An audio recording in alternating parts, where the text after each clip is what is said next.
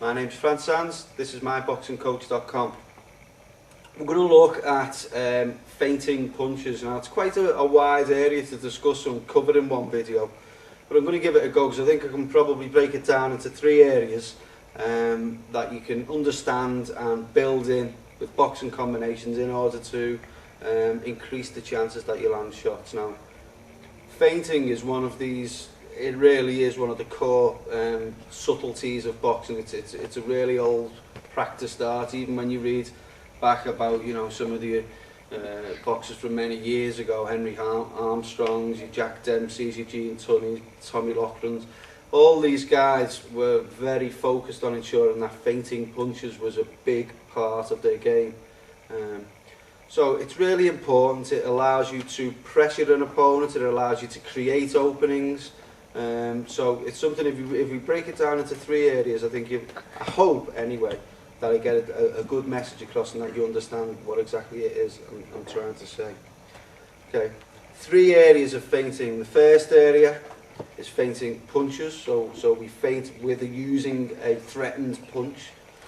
The second area is body movement, okay, so that'll include slips, ducks and rolls.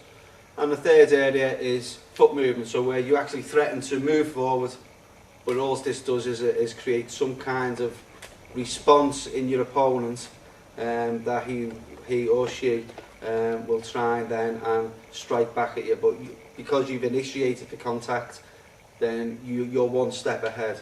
Okay. Any of the shots that we've learned so far on this site, and I mean, you go and look in the punching category where you've got the hook shots, the uppercut shots, straight shots, every one of those shots can be used as a feint. All we actually do is begin the shot, but stop it halfway or a quarter of the way, okay, depending on the type of strike you're going to make after it. We can do this with all of them. So we can do it with the jabs, so from there we can feint the jab, now you see from the side. Same with the cross, right hand. Okay, so it's a drop of the shoulder. But what we're actually doing is beginning the sequence of the moves that go together to make a punch, but we're not actually delivering the punch. Now the trick is, if I feint a jab, the likelihood is an opponent may move slightly that way. Okay, or they may try to block the shot, which may leave them open to a different type of shot. So we feint the jab, and we can bring the left hook in. Feint the jab, so it's 1, 2, bring the right cross in. Okay, you get the point. Same with an uppercut. You can threaten an uppercut, and you can actually bring in the left hook. Okay. Point being, the first action will create some kind of response. The second shot is what we actually gain from the exchange, okay? Same with head and body, that by the way.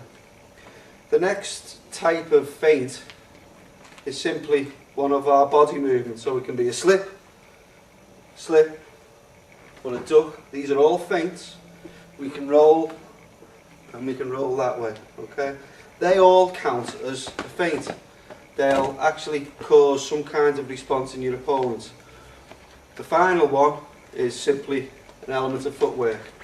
From the stance and on guard position, we go in, this will cause a response from the opponent, in which case we can do a layback and fire the shot off, okay? Three types of feints. Now, on a final point, we can combine those. So something Oscar De La Hoya uses quite a lot, although he doesn't box that much obviously anymore, but he's a big fan of this type of thing. So where you combine a jab, combine a duck with a jab, don't actually throw the jab to the body, you bring it to the head. Okay? So you really sell it to the opponent. Jab, and what this might do, might bring the arms down, cause the opponent to bring their elbows in, leaving the upper half exposed. So from there, jab to the head. Okay, so we're combining feints as well there. Just remember to think about the three broad areas of feinting.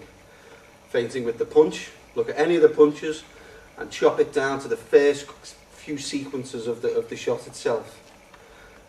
slipping, ducking and all the other body movements, and the feinted attack, the feinted foot attack. 3 areas.